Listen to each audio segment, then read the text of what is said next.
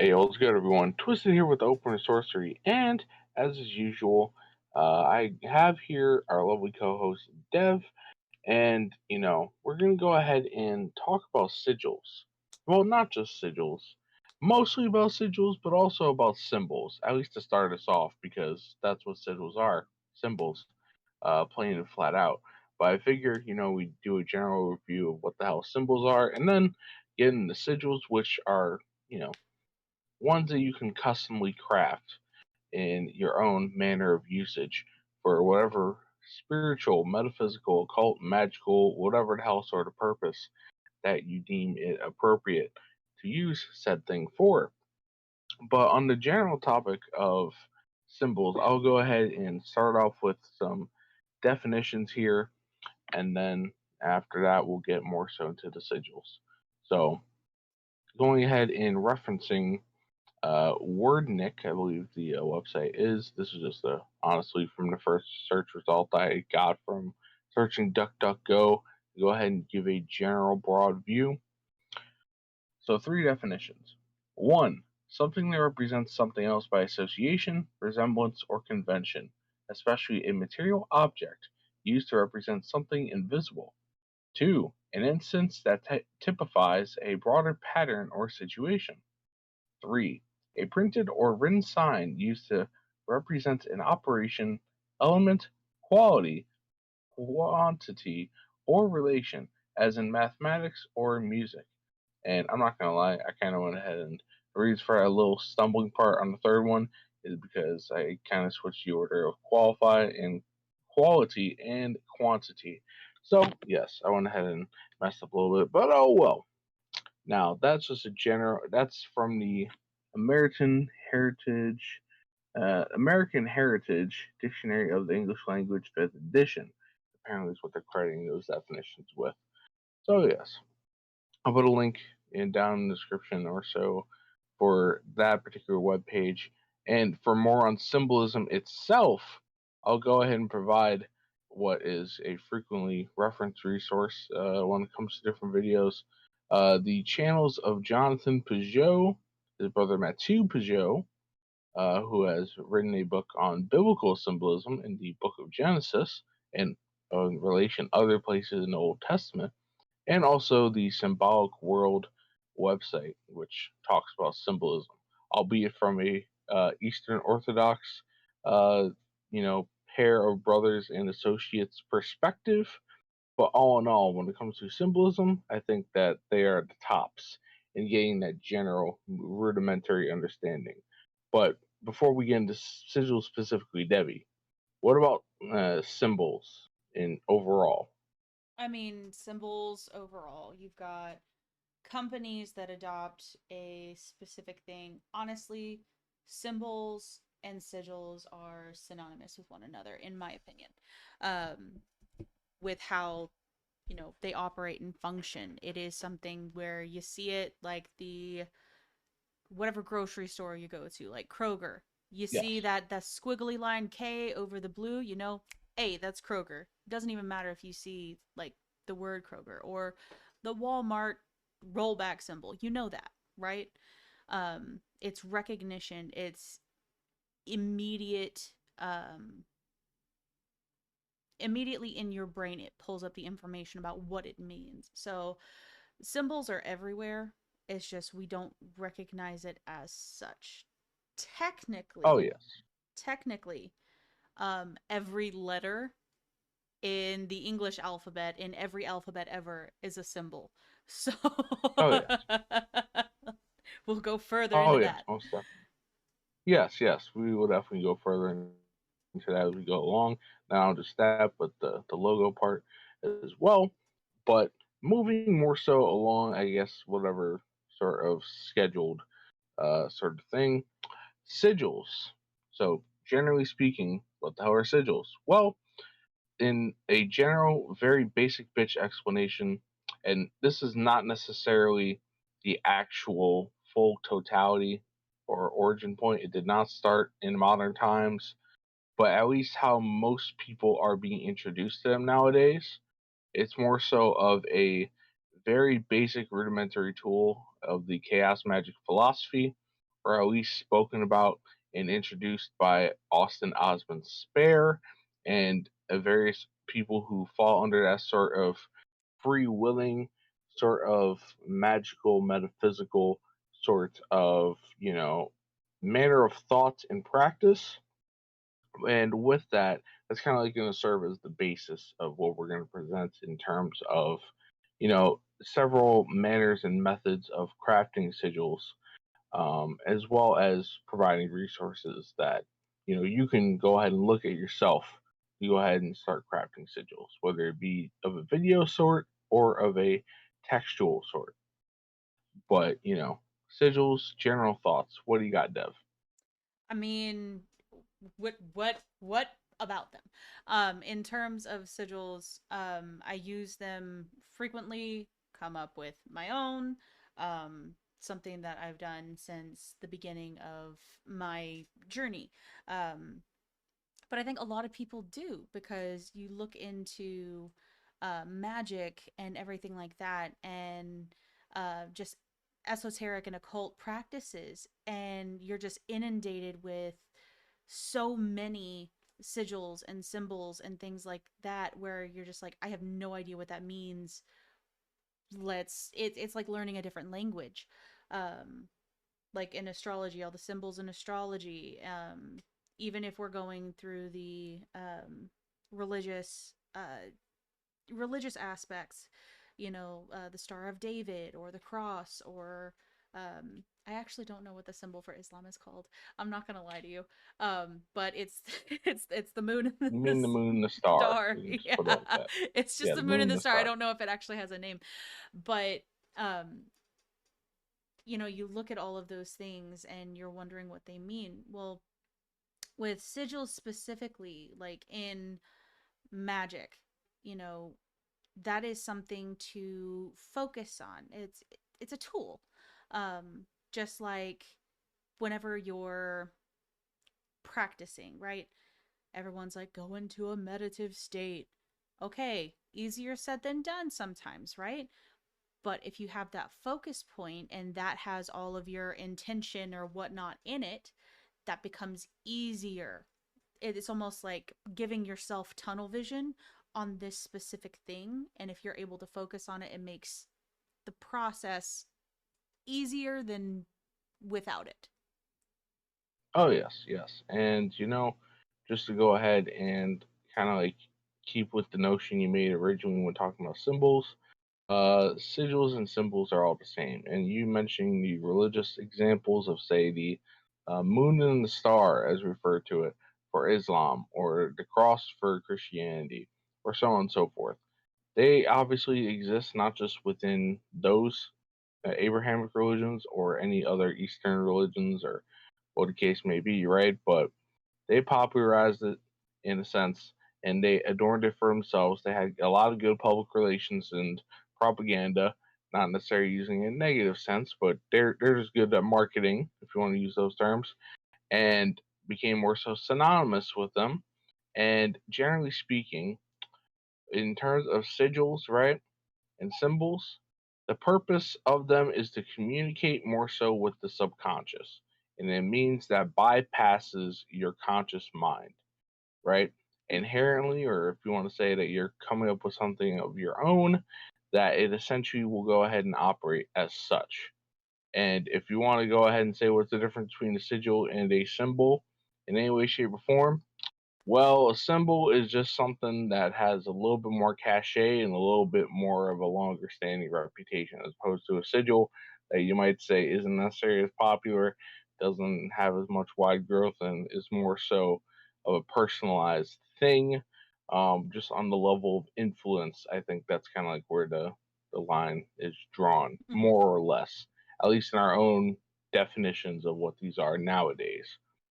But Yes. I do want to go ahead and a little bit more so fast forward to, I guess, this is, I guess, a categorization manner of different manners of interpreting sigils, right? And for me personally, I don't necessarily go ahead and utilize this myself. I just kind of see it as all wrapped up in a bunch. But if you're the type of person that sees it as helpful, hence why I went ahead and provided it. So the mechanics of sigil magic and these sort of like typification and categorization. This section is from Liber Zag, the Book of Sigils, by someone named Frater Akenyu. And from my understanding, they are not a native English speaker, and all that. If you actually go read the text for yourselves, as Debbie and I have done previously, which is just a like very short ebook, like 60 something pages at most, and provides the general gist of, hey, look, here's sigil magic, what it is from a chaos magic perspective. Here's a variety of means and methods, and boom, have at it. So but right here, so the categorizations that are not original to Liberzag, but this individual Frederick Kenyu went ahead and actually attributed to Frater UD, who's a bit more popular and well known, and when it comes to sigil magic and or chaos magic itself. But here we go. It's time to describe the basic procedures of sigil magic. First of all, how does sigil magic really work? In magic, there are generally these following paradigms as described by Frater UD. So, number one, energetic paradigm. Everything is energy. Different frequencies of energy cause different results. Two, information paradigm. Everything is information. Everything is symbolism. By manipulating our own internal symbolism, we can affect the symbolism of the world. Three, psychology paradigm. All the magic is caused by our psyche, by our unconsciousness.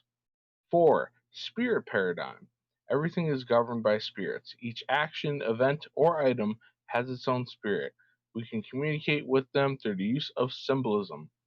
Five, meta paradigm. All previous paradigms are sort of true.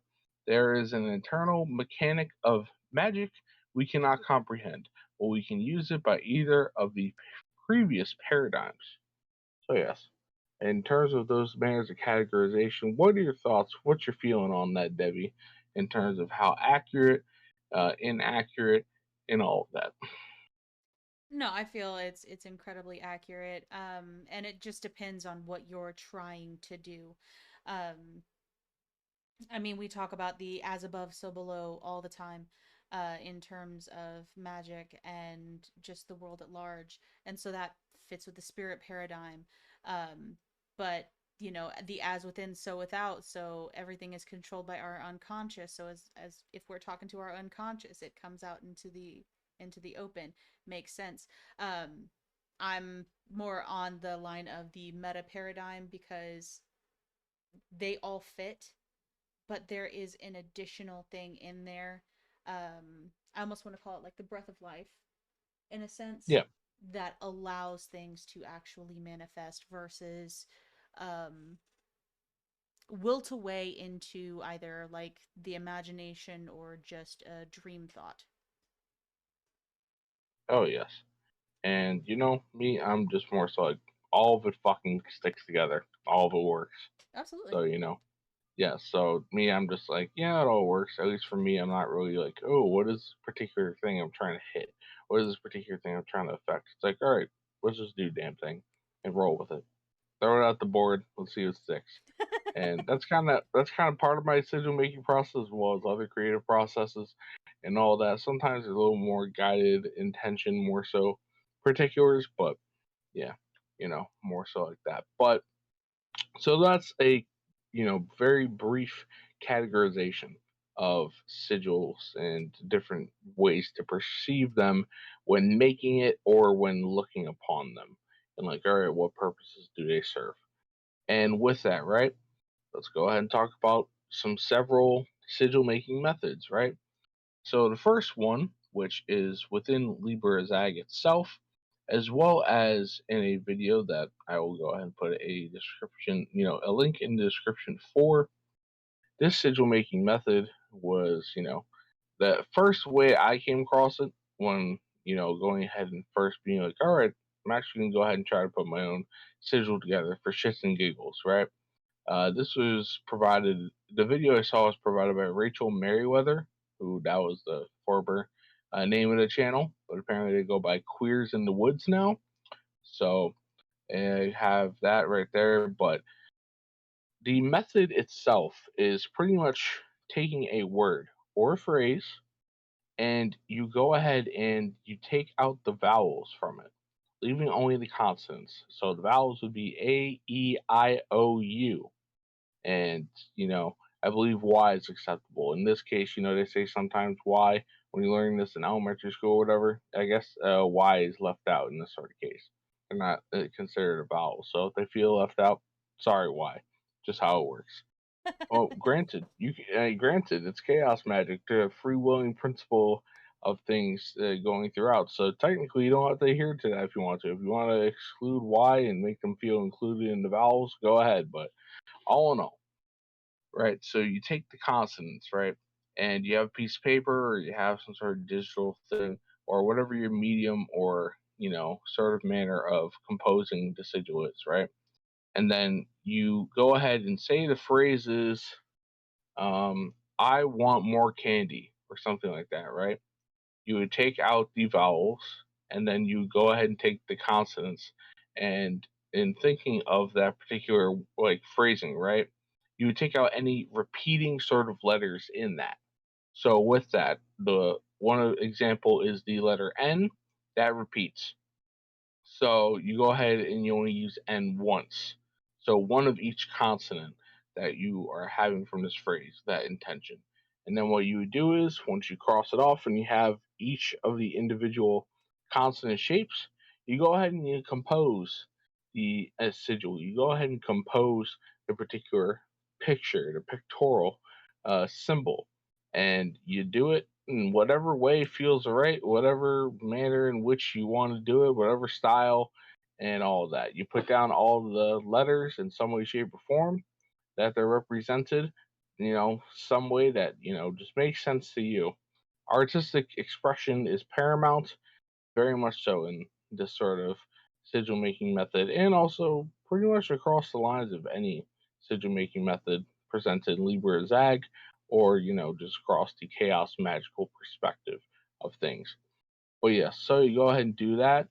You go ahead and put whatever other additional embellishments you want to for your artistic sort of point. But once you go ahead and have it, you'll have a sigil, you'll have a symbol, you'll have something with that intention in there. So, in doing that, you go ahead and prepare and do the sigil. You go ahead and you charge it. You go ahead and fire it, or whatever the case may be. And we'll get to that later on down the line after providing more methods. But once it's being utilized and it does its duty, it should bring you more candy. So there you go. Very plain and simple. But Yes. in that sort of manner and method, have you gone ahead and utilized this particular sort of methodology yourself, Debbie? Yes, I have. I have, and I find it's extremely easy to do. Um, but I don't find it to be the most useful for myself. Now, it could definitely be more useful for somebody else because magic is not a one size fits all. It's gonna be, hey, something vibes with me better than it vibes with that person. Like, it really depends on your own practice on that front. So, I mean, give it a shot. Oh yes, yes. Yeah, and I think all in all, I think that's the most simplest one that at least I've come across. That is like, hey, look, the most one-on-one sort of method. Boom, there you go. Alongside that, I also want to go ahead and mention, and not going to dive into this like in terms of what it's all about, but the Etzkeem sigilization technique, which utilizes the Kabbalistic tree of life. That's another thing I'll put in the description with a link for you to go ahead and whoever is listening to check out for yourself. But alas, that is utilizing the Kabbalistic tree of life and the different pathways along it, attributed to different Hebrew letters of the Hebrew alphabet, and then going ahead and using those to create a sigil. But moving on to something that is more so basic, that doesn't necessarily require you to learn Hebrew. And granted, if someone already knew Hebrew and is listening in, cool. But the general ideas will probably just having English people listen to us, at least at the present moment, but less, right? So the next sort of manner is similar to the original one that we mentioned of the using the consonants and all of that, but this is the mantra method, right? And with the mantra method, what this entails is pretty much taking a phrase of intention and then, like an anagram, you go ahead and you shift the letters and components around, right? So if you go ahead and you say, I want more candy, you go ahead and shift around those letters, those words. I'm not gonna lie, I did not necessarily write down or prepare the phrase "I want more candy" beforehand, but I don't know. It'll go something along the lines of knack ya, something, whatever you compose it of, right? Just thinking of some of the things, right? And you go ahead and you make that phrase, and then you repeat it like a mantra. For those who are unaware of what mantras are, pretty much you go ahead and you hear monks say "Om" or anything like that, or what is the more so elongated popular version, Devi? What, oh money pad my home? Yes, exactly.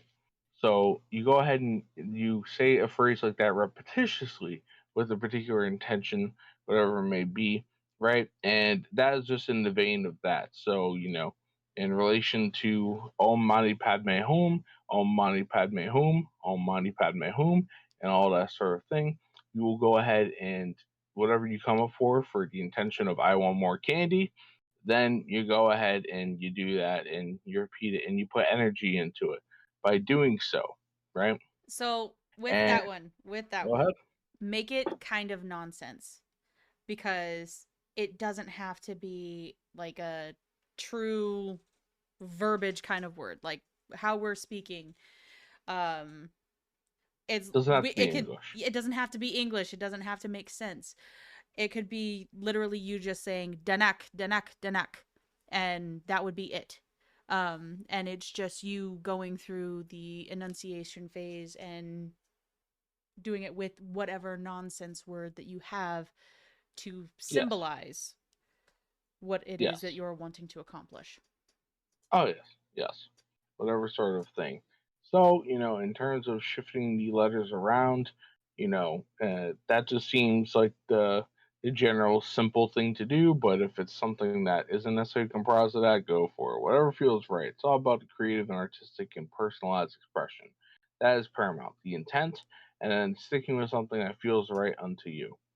But with that, right, this goes ahead and comes to the idea, the thought, right? Outside this method, but just the general notion, right? Like that words serve as sigils, right? So the general idea of in the beginning there was the word, right? These being the fundamental building blocks of what we perceive as existence and what is beyond our five sense reality, but from an extrasensory point of view and other means and manners, these are the building blocks of what brings about our reality, whether it's through our own individual perceptions or the combined perception of the mass human consciousness or a combined perception of different aware life forms, whether they be human or animal or potentially otherwise, and all of that, right? In the beginning was the word. And of course, words are vibrations if you want to get into a more so auditory sort of manner, or, just like, in that sort of sense. But the word, it was in the beginning. And they are symbols, and they serve as sigils in themselves. They have their own individual, unique frequencies and power within it. Of course, when you have for the sake of us talking in English, we're using English, right? So the letter A has a particular sort of vibration power with it. The letter B has a particular vibration, power, meaning with it, so on and so forth with the rest of the 26 letter alphabet. And of course, the same goes for each different language that we speak out there and all of that, whether it be, a more so intricate language of, like, say, Japanese or Chinese or Korean or any of those Asiatic languages, or say it's something along the lines of Arabic, you know, so on and so forth, or even Sanskrit or what have you. But alas, yes. So letters in of themselves, uh, you know, uh, I'll go ahead and say that the letters outside just the combined words themselves, like they're pictographs and they hold power through analogy, you know, and just like sigils or any other sort of magical like foci or point of attention, point of focus. But in rehashing that and saying that, Debbie, what are Mhm. your thoughts when it comes to letters and words as sigils and such? No, that makes it makes perfect sense, and I've used one before. I'm just trying to remember um what it stood for. It was almost like creating a oh my gosh, I can't think of the word for it, but it's like FBI means Federal Bureau of Investigation, where each letter had a meaning into itself. And so, like, it created a sentence, but it was just one word. It was like the word power, but each of the letters individually had something of that meaning. And so it was just bringing it all together, and it's just power. And so, even though it sounds silly, because power is power, what does power mean? That's where it's the individual intention of the caster at that moment. Oh Because yes. even though it seems mundane to the everyday person, somebody like say you have it written on your notebook for school, like, but it's supposed to help you with focus, it's supposed to help you with test taking or things of that nature, with retention of information, and Oh people just yes. see it as Yeah. power. Why did they have power written on there? But it's kind of giving you that little brain boost every time that you are seeing it, you are visualizing it, and it is communicating with your unconscious internally. Yes, yes. And you mentioning the manner of the little short phrase of FBI, right? The Mm-hmm. little sort of I forget the particular wording, but yes, in terms of FBI, it could also serve multiple purposes, right? The main one that we think of when we think of FBI is Federal Bureau of Investigation, and those folks at the alphabet agencies going ahead and doing their duties for better or for worse for the U.S. populace, right? That's what most people think, and that's the sort of energy usually attributed to that, at least in the modern day and all of that. Who knows what it may have been in yesteryear prior to the 20th century, right? Before its invention. But and I guess in a bit more of a more so recent thing that it may draw upon different sort of energy, right? FBI can also mean female body inspector, you know, and that sort of thing right there. So like different pairings of words can have multiple meanings, of course, and that's just the nature of words and language and all of that. But it has like they serve as sigils for whatever your particular intent is, and that in of itself comes down to the where the intent comes from, right? Where the perspective comes in, where you yourself go ahead and your consciousness is using itself as a targeting mechanism, right? Mm-hmm. For the intent to go ahead and interface with whatever it is that you're viewing to then go ahead and broadcast that back into your own subconscious or the superconscious of the mass humanity or into another person's by going and saying, oh yeah, FBI, that means female body inspector, as opposed to Federal Bureau of Investigation and You all know, of the that. funny part is my brain immediately went to fine bitches inside. Like, fucking. Yes, yes, exactly. Exactly. Yes. There you go. Various definitions that one can utilize for it's a simple three-letter pairing of FBI. But yes. So in thinking of like words and letters, right? And those being like, pictographs, as I stated before for the letters, right?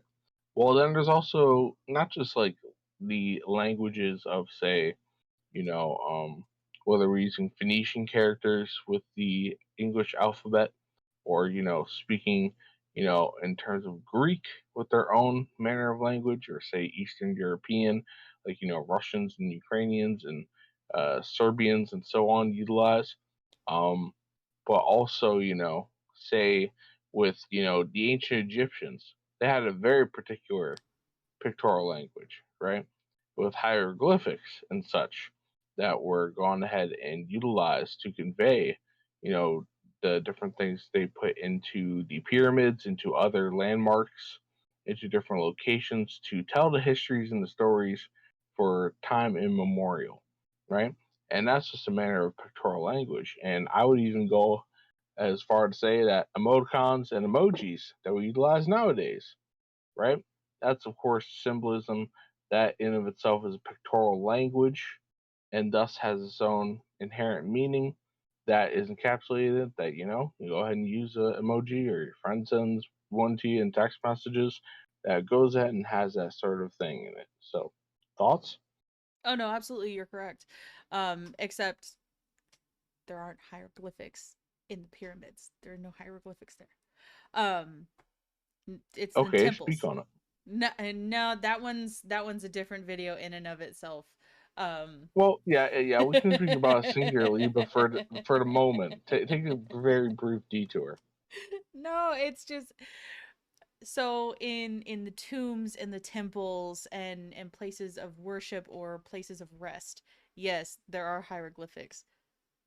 There are no hieroglyphics in the pyramids. So that's no. There are no hieroglyphics there. Misconception, It is one of the common greatest misconception. cons that people believe, Yes. because it feeds the narrative that that is a resting place for a certain pharaoh, and it's like, no, that's not how any of their temples or their burial places are built. Like, sure, there's innovation, and people are gonna do what people do, but no, no, you nah, nah, homie. But yeah, so in that sort of vein, as you said, if the time is opportune for yourself singularly or us dually to speak on hieroglyphics, then it's all good in my book, and can give it its proper time and its due. But I guess moving more so onward, right, and all that, right. So we've presented a couple manners and methods, whether elaborating a little bit more so or just naming it, and not just the manners and means that we went ahead and mentioned, but also that there's more. So actually, you know what? I'll go ahead and give it an aside. This is a subject that we discussed. Is probably more so down the pipeline, gonna warrant its own individual discussion, but magical squares and utilizing those, whether it be utilizing letters and words or numerically, because those are Mm-hmm. both individual means. But since we're talking about right now words as sigils and letters as sigils and so on and so forth, right? Magical squares. Technically, you can say those are sigils, especially when utilizing the letters, and all of that. Mm-hmm. Oh yeah, I was letting you go ahead and yeah, I Okay, was no, passing mic. Yes. sorry. No, so magic squares, I mean, you typically are going to have a magic square for each celestial body in the sky. And from that, it's more on the basis of numerology and, like, categorizing where the letters fall in terms of numbers, and then tracing it out from there.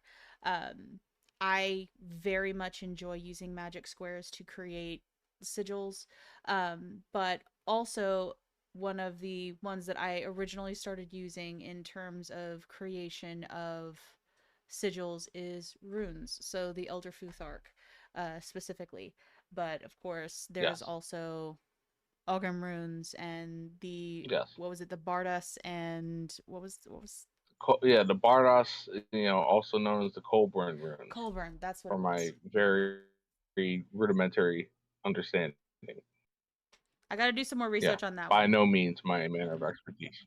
Yes, But yes, that one's more along the lines of, you know, artistic expression, but trying to get your point across, or kind of get your message across with the specific runes versus using words.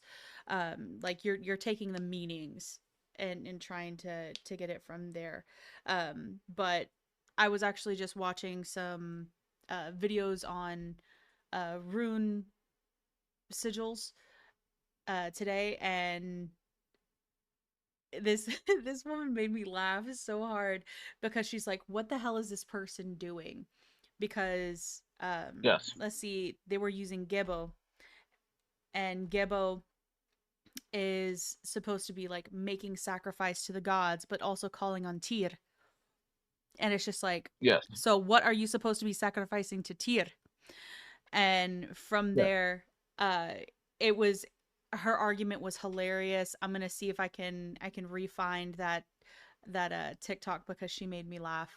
Um, Yes.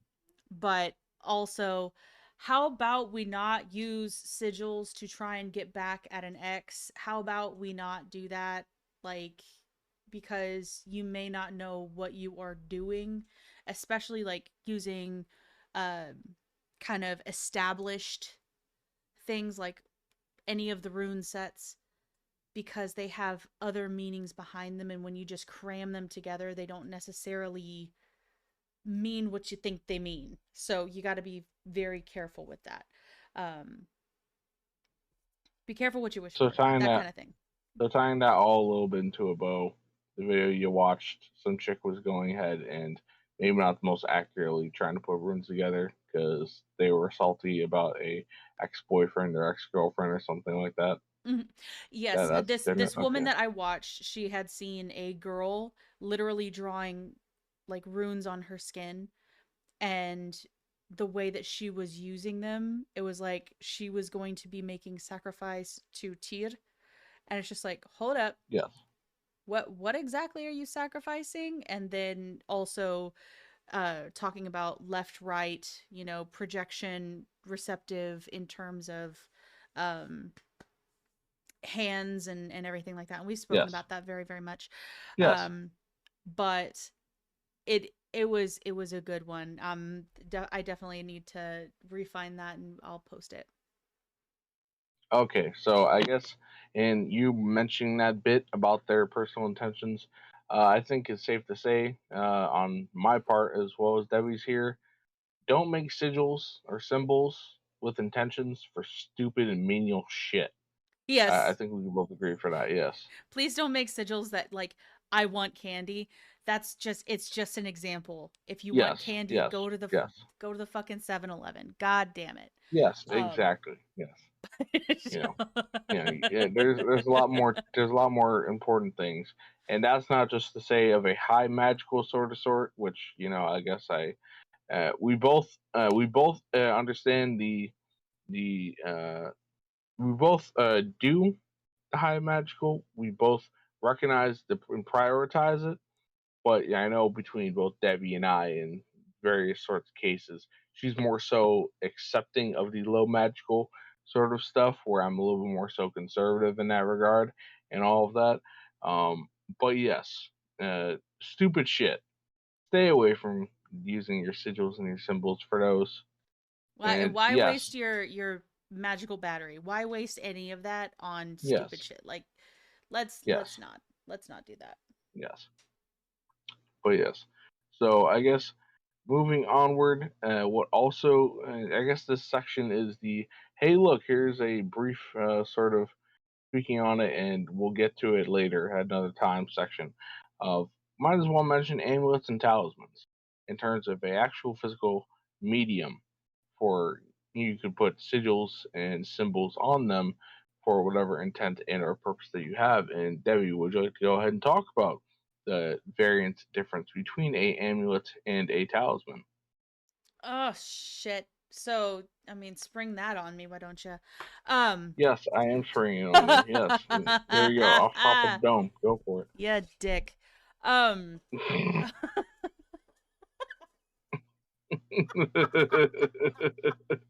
Honestly, I don't see much of a difference between the two.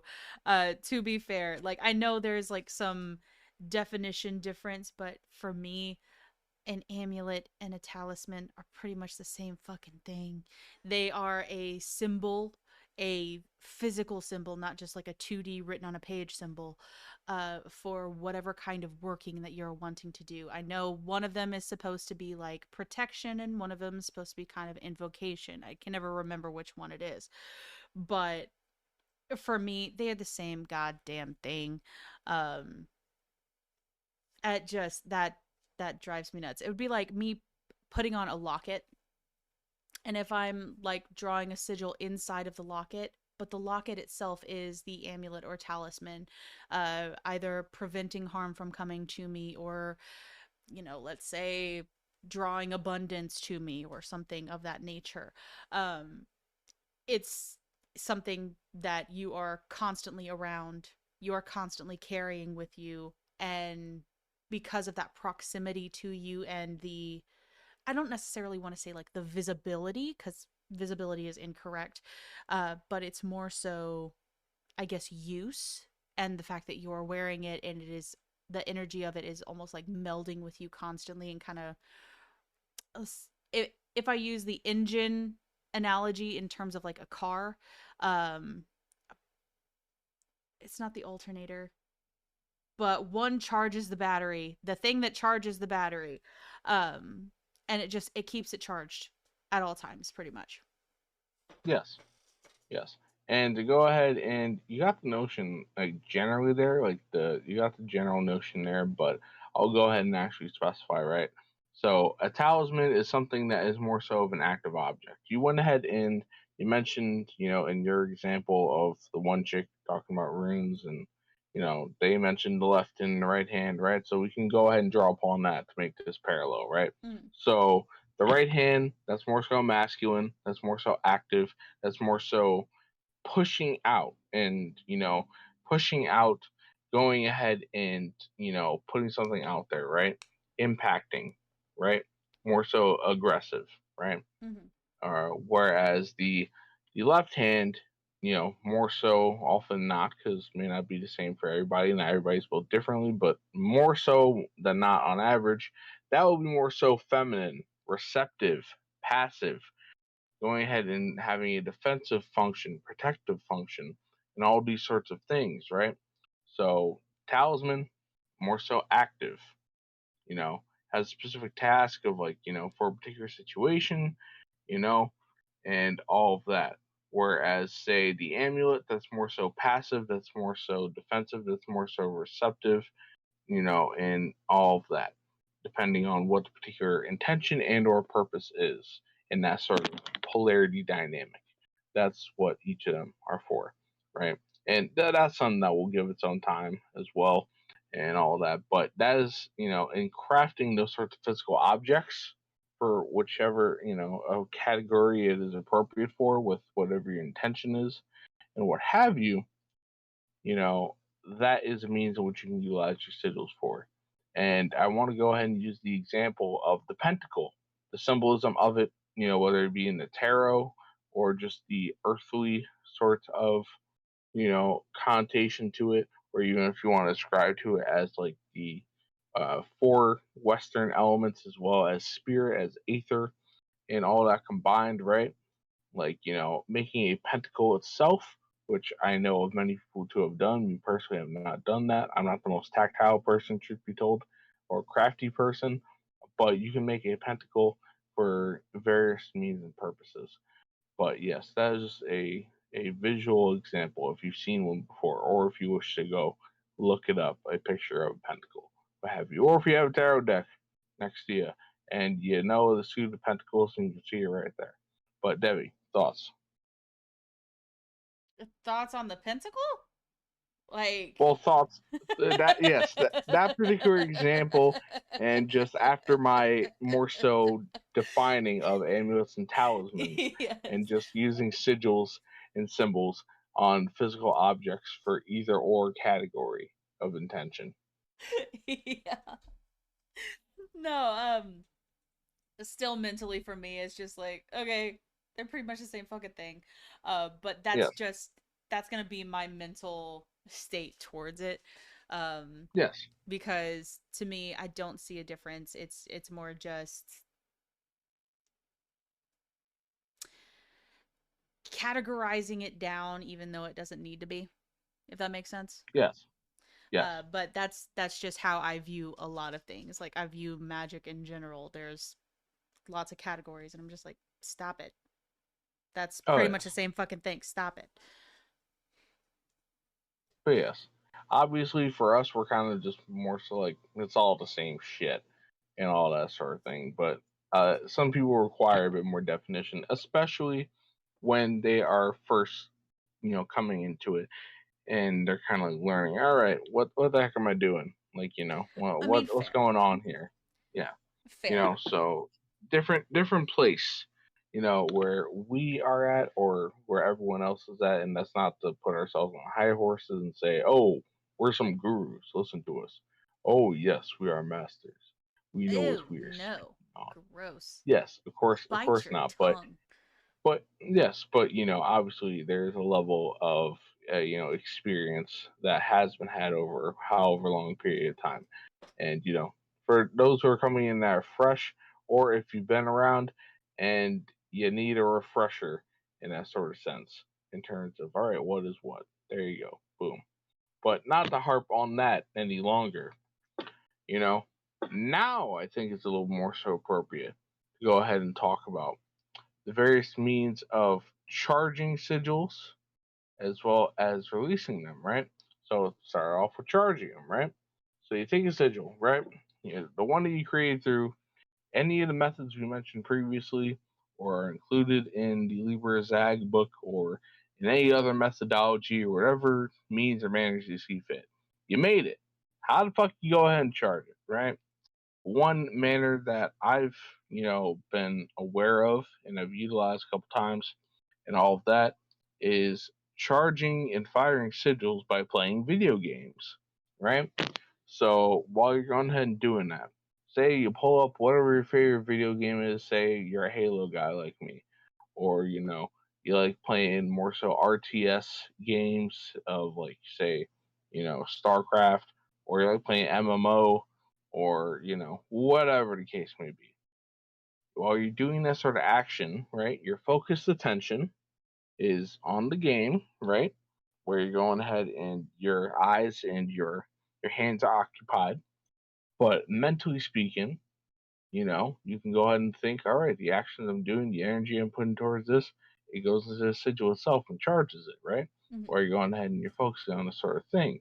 And the energy, dopamine, all the sorts of chemical reactions that are ongoing in your brain, otherwise biochemically, all of that sort of thing drummed up from this exciting experience of playing the game, if you're having fun enjoying it, or whatever sort of emotional reaction you have from, this experience, goes into that sigil, goes into that symbol, goes into that amulet, that talisman, whatever you're making.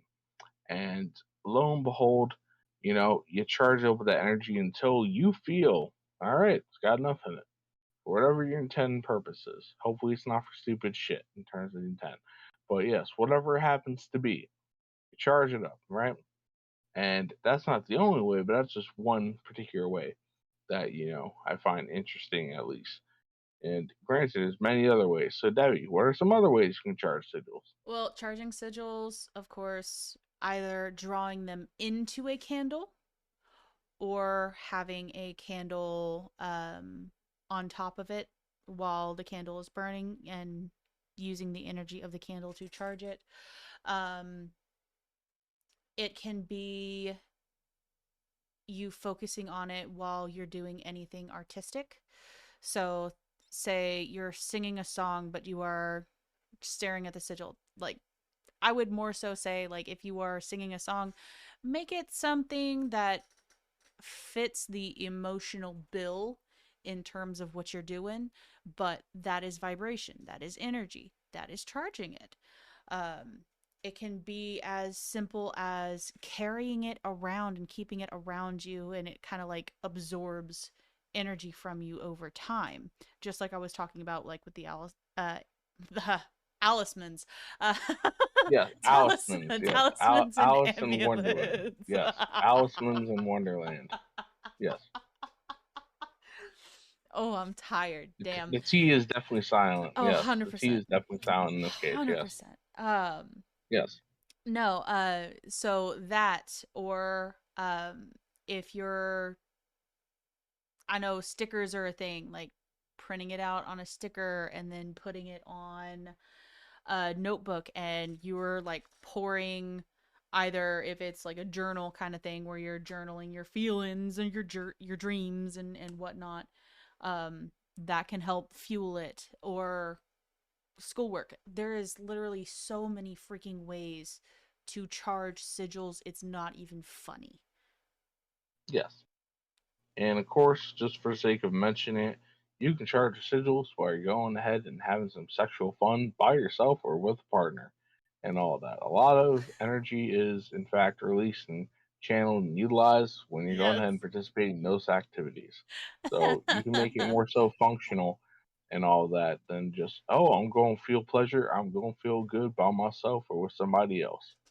I mean, we love functionality. That just makes it so much more fun. I think that gives you an excuse to use the chocolate sauce at that point. I mean, body Oh, art, right?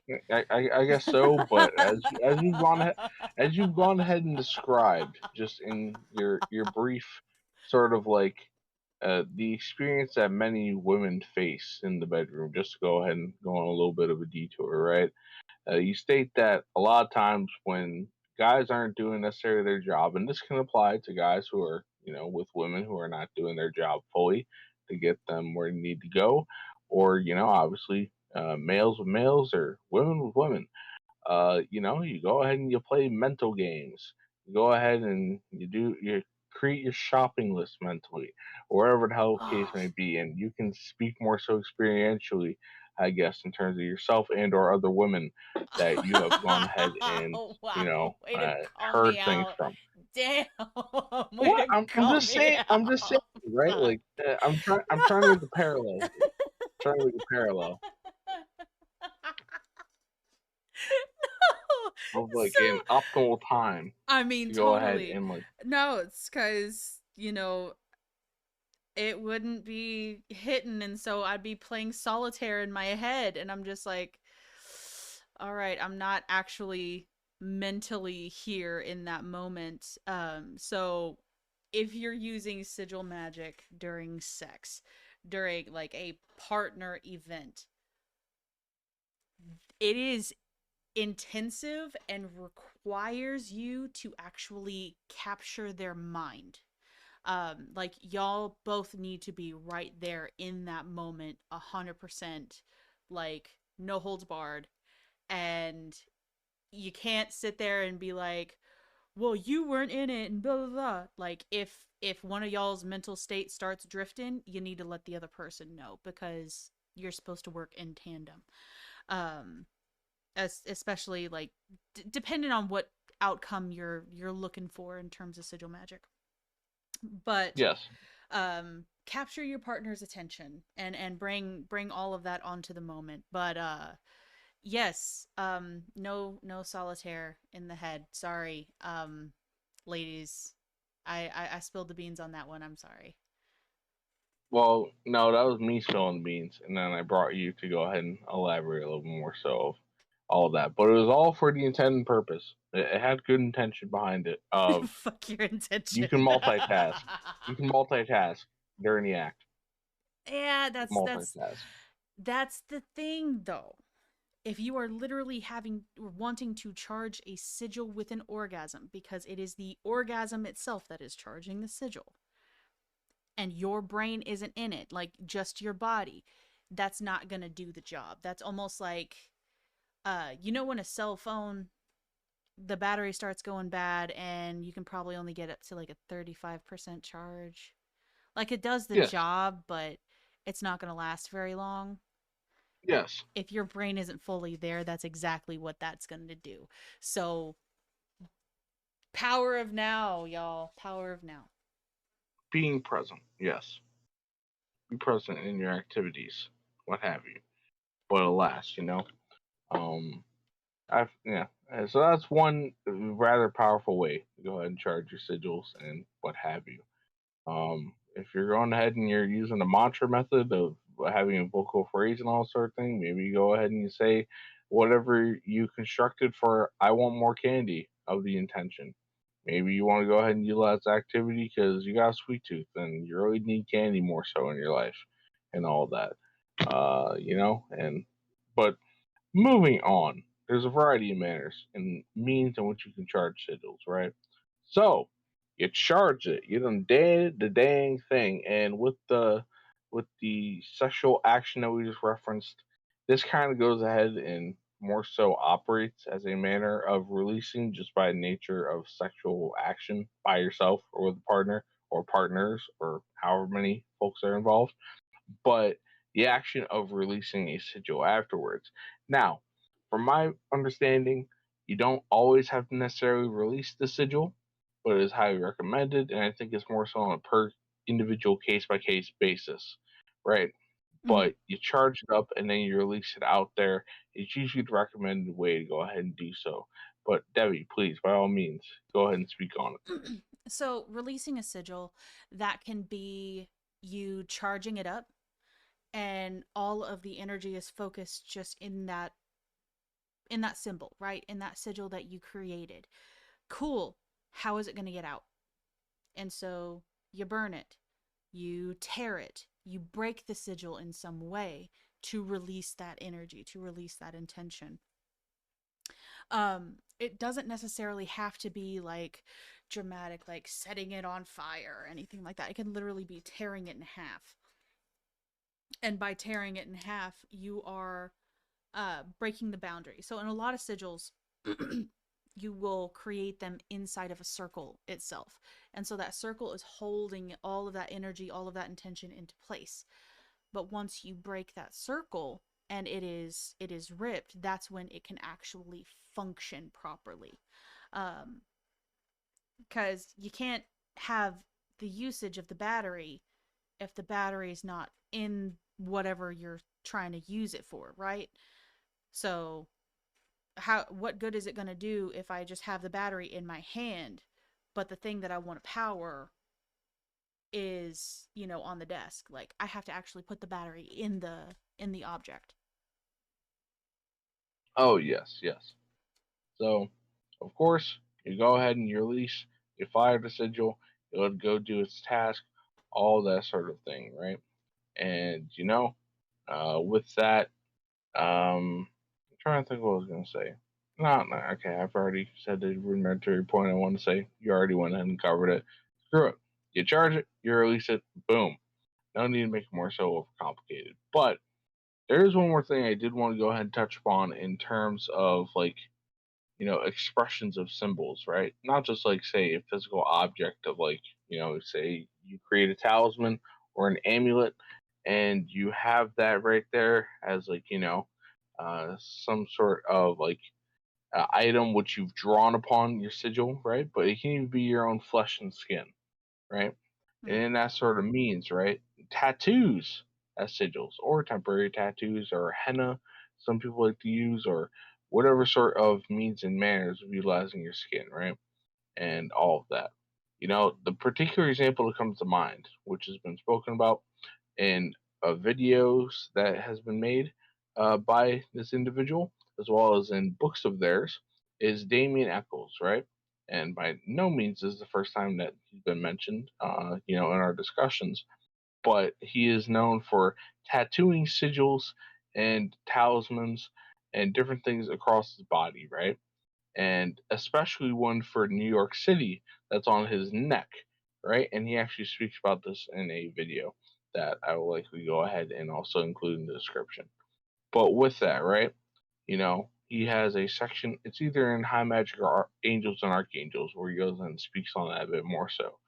But something else interesting that I didn't know actually until recently, just because I did not care to pay attention, was that his buddy Johnny Depp shares the same sigils. Not all of them completely, but a good amount of symbology is shared between both of them with their tattoos. So shows how close of friends they are, right? And the different intentions and purposes of them, whether it's regular symbolism or they're more so custom crafted, right? But tattoos as sigils, as symbols, as talismans, as amulets that one can go ahead and utilize. Put it into a tattoo. If you're really that that's so attached to something that you want to be physically attached to you literally, and thus throughout the various layers of your being, mentally, emotionally, astrally, so on and so forth, right? Mhm. There you go. That's one way to go ahead and do it. But just like as an advisory for other things, especially considering that tattoos are forever. Granted, you can go ahead and remove a tattoo, but it's kind of a little more permanent than going ahead and saying like making a carving onto a block of wood or something like that, or into a piece of metal. This is more so forever, or more so longer lasting. So don't use it for stupid shit. Don't have a stupid intention. don't Like have don't something that actually means to you or is actually going to be sustainable. Like or if you're going ahead and making a sigil for a boyfriend or a girlfriend or somebody you ain't sure about, then you might not want to go ahead and tattoo something in relation to that. yeah, don't get somebody else's name on you. Don't do that. Don't do that. Yeah. Also, don't pick up sigils from TV shows and have them Yes. tattooed on I your was thinking. body. Yes, we were Yeah. thinking the exact same thing on that one. Yes. If you don't know what it means, don't get it fucking tattooed. And Yes. we're not going to elaborate on this. Just don't fucking do it. I will elaborate on it. I will not mention the individual's name, but we can go ahead. Well, I'm sure the next time we talk to them, we will mention, hey, we mentioned your situation when we were talking about it. We didn't mention you by name to put you on blast out there, but we mentioned your situation because it's a good example, right? Mhm. So a friend of Devi's and I's went ahead and they tattooed a sigil from the symbol from the show Supernatural, right? They put it on their body, and it is the mark of Cain, right? Now, for those who are unaware of the mark of Cain from the Bible, the character of Cain, right? I've never seen a TV show, so I don't know how it's necessarily translated or represented in it. But alas, when it comes to the biblical figure, this is the one of the sons of Adam who went ahead and killed their own brother Abel and all of that. And as punishment, because Homeboy was jealous and felt that his sacrifices to the Lord of the Old Testament as inadequate and all of that, he went ahead and killed his brother. And because of punishment of that, he was cursed to walk the land. And the thing about it was that even though he's being punished to walk the land for the rest of his days and what have you, the Lord of the Old Testament, Yahweh, whatever name and titlage you deem is appropriate, went ahead and put protections on Cain because even though they're to walk the land, passionate, more so, hey, look, this is a child of mine, of the chosen people, and even though they did wrong, I want them to go ahead and live in their days and, feel the punishments, but also not too much, like not like let them get undue harm unto them. No, So the way that I see it is watch everything pass away before your eyes. oh You yes, get yes. That nothing. that that being the manner of punishment, yes. But not having undue harm from like outside sources come and like fuck them up before their time comes, right? So that is the mark of Cain, generally speaking. That was placed upon them biblically, and it was represented in TV show. And without our friend knowing, they went ahead and got that tattooed on them. And because of that, after discussing with them about various different circumstances and all that, by Devi's and I's assessment, which we seem as rather accurate in this sense, that symbol being tattooed on their body has brought them more harm than good, has actually served as a beacon and drawn in more negative energy and entities towards them, what have you. And Yeah. the recommendation we've given to our friend is to have them remove it, but alas, they have not up until this point, and at least as far as I'm aware. And hopefully they do so, just so they don't have to keep continuing dealing with the same old bullshit that serves like a magnet and all that. But if they choose to have it, so be it.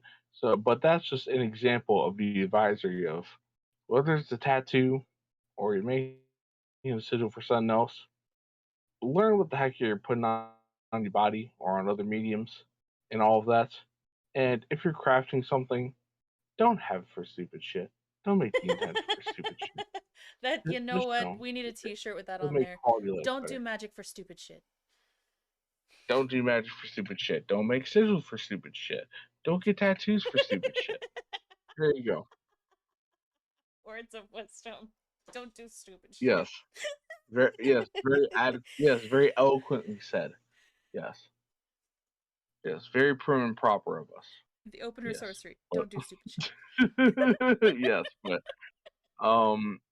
so yeah, all in all, right? Like now I think we can go ahead and we can kind of like this will involve circling back to something you stated more so in the beginning, right? Mm-hmm. So we've gone ahead and talked about symbols and their general sort of nature thus far. We've talked about sigils, right? Mm-hmm. And just various classifications, so on and so forth. And we also simplistically and rudimentarily touched upon amulets and talismans and all that sort of thing, right? Mm-hmm. So these are more so, I guess you can say, in the manner we described them, personalized, smaller scale sort of things that one can construct or adopt. But in terms of, say, more so within the larger consciousness of like the level of, I guess, power and or attention or force behind it, right? Mm-hmm. There's something called a hypersigil. So with that, right? Generally speaking, a hypersigil is a symbol you put out into the world to change other people's realities if they're open to it and all that. Of course, the caveat, you can't mess with someone else's free will, but a shining example of hypersigils, they surround you every day, and you look at different corporate logos, easily recognizable by large numbers of people, and in lots of cases, there people are drawn to them because, hey, look, you know what? They spend a lot of money, so you can go ahead and have that association with positive emotions in the form of like say commercials or other ads or other managed propaganda and marketing and all of that sort of thing. And that's something you touched upon more so near the beginning of this, Debbie. Yeah. So please return to that. Okay, so hypersigils also. Okay, so back Yes, in the 90s and early yes, 2000s, do you remember that fucking S symbol that nobody fucking knew where the fuck it came from, yes, but yes, everybody was drawing that shit on their notebooks? That I would yes, consider a hypersigil, but nobody knew where the fuck yes, it came from. We just yes, all drew it. Like I remember yes. sitting there, my sister showing me how to draw it, and it just stays in the subconscious. Who the fuck knows where it came from? But that I would see as a Oh, hypersigil because it was so widespread, but nobody knew what it meant. oh yes. Still, nobody And knows you what it know means. what? Oh yes, and you know what? In that sort of vein, I will go ahead and add to the description a link to a video where another YouTuber, I forget which one in particular, out of kind of like a kind of like sub niche of like video essays that I happen to watch of different things. But alas, they go ahead and they talk about that particular S a bit more so, and their general notions on it. I'll Mm-hmm. provide that in the description as well, and also something that comes to mind in relation to the S, that particular S symbol, right? Mm-hmm. Um, that right there is kind of like an example, at least to me, of you may have heard this before. Anyone who's listening, Debbie, I know you've heard of it before because we discussed it, several times. The 100th monkey effect, you know, and how that influences the larger consciousness of, say, as it states in the name, of, a race of monkeys, across the globe in different locations, or, of course, this can apply to humanity as well. Whether you classify us as monkeys or a mixture of things or something else or whatever the case may be, and all of that.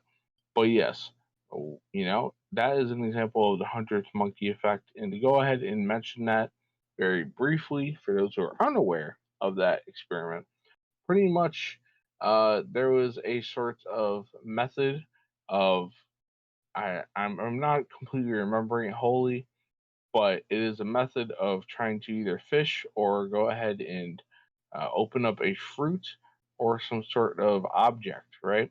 So interfacing with the object, trying to get it done. Oh, Oh, it yeah, was the yeah, sand trying to on the get that done. bananas. They didn't like the sand There on the you go, boom. bananas. That's what it Oh was. yeah, to wash them in the river, Yep, right? to wash them in Yep, the river or the yep, ocean, something like that. Yep. yep. Yep. So this was something that, like, all right, it was observed by a team of scientists, right, on a particular island over in Japan, I believe, right, if that's a particular region, but it was somewhere in the eastern area of the world. And with that, they're washing the bananas, and they recognize that, all right, once they hit a certain critical mass of amount of monkeys on a particular island, that monkeys in other islands that were quite a few away that had no sort of physical contact or capability of, like, interacting with these monkeys started exemplifying these same behaviors just seemingly out of nowhere. And this led to actual hands-on experiment where there were individuals who were shown a painting, right? And with this painting, right, there were many faces that were actually gone ahead and showcased on this painting. And you ask the question of the viewer, how many faces do you see on here, right? And most people pick out a handful, say 4 or 5, 6, 7, maybe 8 or something out of maybe like dozens or 100 faces. And then what happened is that was the first round of testing. Then over in the UK, half the world away from whatever location you're doing this in, I believe it was once again in or near Japan. I may not be completely correct, but all in all, I thought it was Australia. there was a pro. Hmm? I thought it was Australia. It could be there, but somewhere more so in the east once again. Um, but yes, over in the UK, in a particular town, on a smaller town, like network station or what have you, there was a report put on where someone had the painting next to them, and they showcased the painting and showed where all the faces were to the population of that town. In doing that, when people were tested, once again, halfway around the world in that same location afterwards, and all that, a new batch of people, I believe, for the same batch of people, guess what? There was a higher, success rate or more faces covered, whether in its entirety or the majority or just on average, a significant percentage after that broadcast. So, for whatever reason, once something hits a sort of critical mass with a section of the populace, whether it be monkeys or humans, it's an observed sort of thing where it spreads out across consciousness and becomes more so prevalent. And that you can say is some sort of inherent meme sort of thing that occurs, an inherent sort of mimetic sort of thing. I myself have particularly talked about meme magic and such more so recently at the time of recording and having it put up on the channel. But yes, so generally speaking, right, that sort of thing happening in mass is what happened with the S symbol, that sigil with the notebooks and everybody drawing them. It's like, what the fuck's going on? Why are you drawing that shit? Uh, we don't know the origins of it personally or where it came from, but it happened. And it was due likely to the 100th monkey effect, and the source is fuck if we know. But I think that's one of those like really good examples of everybody from that era knows the symbol. Yes, Nobody knows where the fuck it came from. Um, yes, but in terms of hypersigils and things like that, we see them everywhere on logos. We see them on our stores. Like, you're gonna know the exact signage of a Dollar General, right? You know exactly what that is. You see that yellow sign and it's just like, oh, that's a Dollar General, right? yes. It's And- instant recognition. oh, yes. But it's also ah, trickery. But that's pretty much corporate marketing like Marketing. 101. Yeah. Um Marketing. Propaganda. yeah. So I Advertising. mean, All of it. yeah, it's going to make it look better than it actually is, and just Yes. remember they use those colors to mess with your emotions on purpose. Oh, yes. To use the sort of witchy term, oh my god, like they're using glamour. They're putting a glamour on it. I mean, I'll be talking about that. Yes. Yeah, at some point, yes, you're like you probably talk about that sort of thing. and all that. But yeah, like oh my god, it's totally a glamour. Like it's totally making it look fabulous. Like oh my god, I totally want that. Like oh that lipstick. Oh my god, I saw that commercial. It I looks so swear. lovely on that girl right there. OMG, like I can't even right now. I'm so jealous of her. Oh my god, I want to look that cute. You know, Well, I not don't just want to. that, not just that. So, I mean, you have logos and then you have slogans, right? And Yes, we've all seen the companies whenever they come out with with a new slogan, it's rough start. yes, It's a rough start yes, because there's always that association with the old one. But then that slogan actually changes the direction from where they were previously, yes, because it has that power of meaning behind it. So just kind of keep that in mind the next time you're going to any kind of store, and it's just like, okay, now you see it, now it's more visible, yes, and it's just all I see is manipulation. yes. Put on the glasses that Rowdy Roddy Piper wore in the film They Live to Hmm. go ahead and see how things really are when it comes to corporate marketing and advertising and all these different sorts of things. And from the perspective that Rowdy Roddy Piper sees in the film, for those that have not seen the film before, yeah, aliens, non human entities. Not saying that's necessarily literally the case, but we can definitely say that it is the spirit of going against like organic human function is there Hmm. of how the sort of like the the marketing and the propaganda happen to go ahead and work It's and all of creating that. And want grant and need where there is none previously. So that's just kind of keep that in mind. This is why I hate commercials more than anything. I'm just like, no, yes, fuck you and your marketing. Fuck you. yes, yes. But alas, right? So we've gone ahead and talked about companies, brands, all the supermarkets, all that sort of thing. As well, I'll go ahead and mention a couple more examples of if you're into sports, your favorite sports team got their own logos and all that sort of symbology, right? If you like anime or any other sort of entertainment medium, video games, all these sort of things that are considered nerdy, that has its own attributed symbology and all of that. Like, I was just happening to walk throughout the mall today and I happened to see this one girl walking and she had this like little hoodie wrapped around her waist and on it, for those who happen to watch the series Naruto, it had the Clouds of the Akatsuki on there, for those who are aware of that particular faction within the anime series, right? And that was something I immediately picked up on because I've watched plenty of Naruto and Boruto throughout my life. You know, I happen to watch quite a bit of anime, and that's just an example. You know, but of course, this goes on to bands, goes on to different sorts of establishments, the religious institutions, so on and so forth. But yes, all of that is the symbology for that, serve as hypersigils, you can say, if we're making a categorization and a distinction of its level of influence and or impact, right? And trying to make it that sort of scaling. And also this can you can say in a sense may serve as a hypersigil, but it's kind of more so within the regular sigil category, I would guess. That since we're talking about corporations and companies and marketing and just the manner of like consumerism and all of that, that barcodes and QR codes serve as sigils as well. Um, in terms of their design, like sure you may see lines or you may see little like, like dots and all that, depending on whether yeah the barcode or QR code or whatever. But they happen to be sigils in themselves. And what were your thoughts about that in particular, Debbie? Yeah, I would agree that they are sigils.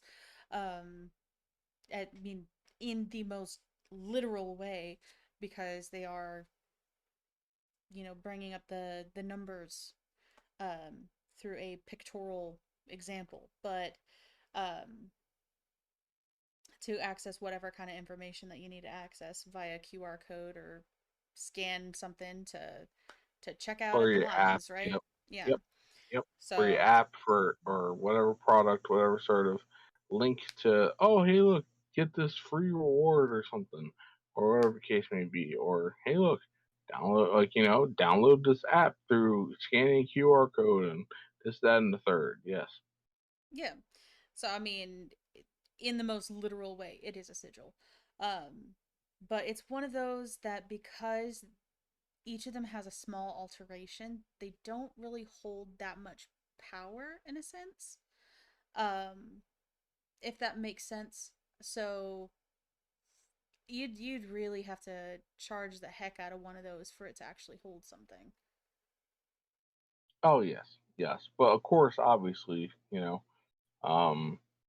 to whatever extent that a product itself happens to have like a barcode associated like en masse, or maybe it's for individual products. I'm not gonna lie, I have not looked into barcodes and how their functionality is, and I'm by no means an expert on that. But alas, right? For QR code that's shared massively, like I don't know, say the Super Bowl, right? During the Super Bowl, there are plenty of different ads, and on some of those ads, there were QR codes shared. I think it was for the Coinbase one in terms of the latest Super Bowl that I heard. They had QR codes that you could access to get onto their website for, oh hey look, you join up now, you get a certain amount in Bitcoin or crypto as a whole, right? And Mm-hmm. all that sort of thing, right? That's kind of like something that's more so massively shared in a singular QR code. But once again, for barcodes, I'm not all too particularly certain at the moment. No, with QR codes and barcodes, the funny part is we see the black lines and we think barcode, but what is actually measured is the white space between. Um, Yes, so it's it mm, it's one of those sigils that it's read in a way that doesn't make sense to us, but that's how the machine reads it. yes, Yeah. yes. Those darn machines. Watch out for the machines. They're wonky. What the fuck?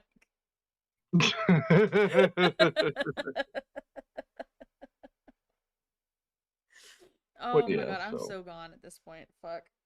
oh well, yes. Well, for context, to those listening, in terms of time of recording, rather late at night slash into the actual morning time when the sun has risen up and such. So hence why the wonkiness on Devi's part. But yes, we're pretty much able to wrap up, and all of that, and bring it to a point where Devi can go ahead and rest and not be as wonky and all of that. But alas, in terms of I guess resources, right? So we talked about sigils, we discussed the various means and manners, symbolism overall, amulets, talismans, hypersigils, all of that. Some resources in terms of books that you can go ahead and read for yourself that have been used for the basis of this conversation, at least from my part, or just overall. Libra Zag, the Book of Sigils by Frater Kenu.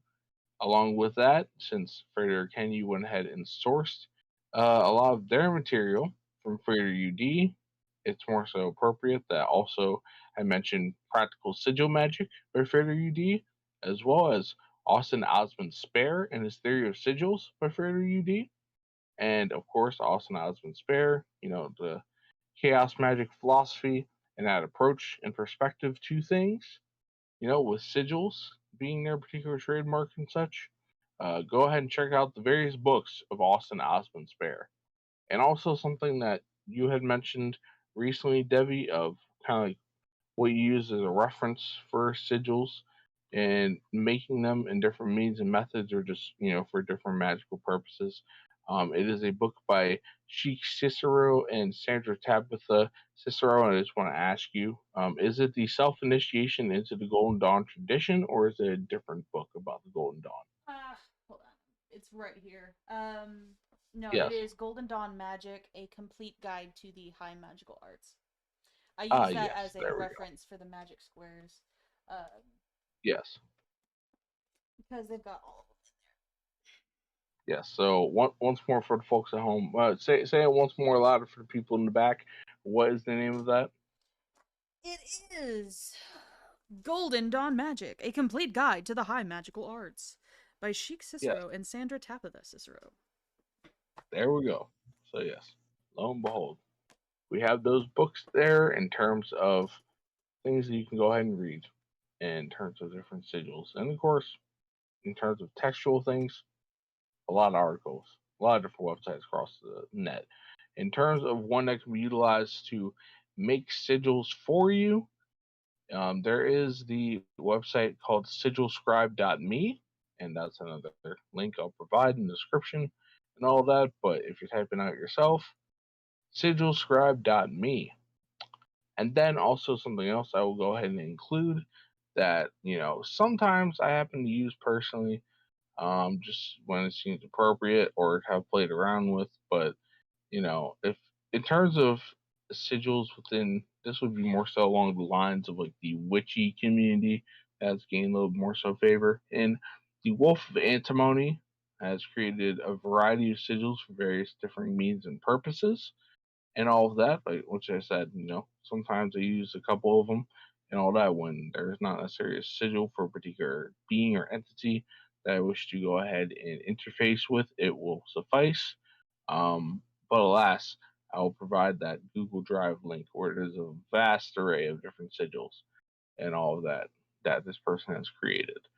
And yes, so I think that goes ahead and covers pretty much everything. Do you have any particular thoughts on resources you can think of, or just in the nature of symbolism, sigils, amulets, talismans, I hypersigils, mean, anything else?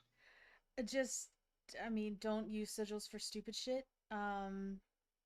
There we go. Yes. Yes, that is that is my take as of right now. Don't use for stupid Yeah, shit. there we go. Yeah, let's go ahead and stress it once more for folks at home listening.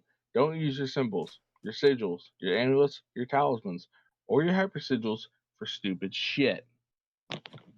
Go ahead and actually have a reasonable priority list and all that. That is our personal recommendation.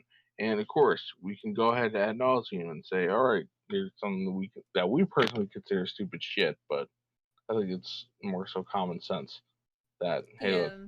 certain things are stupid shit.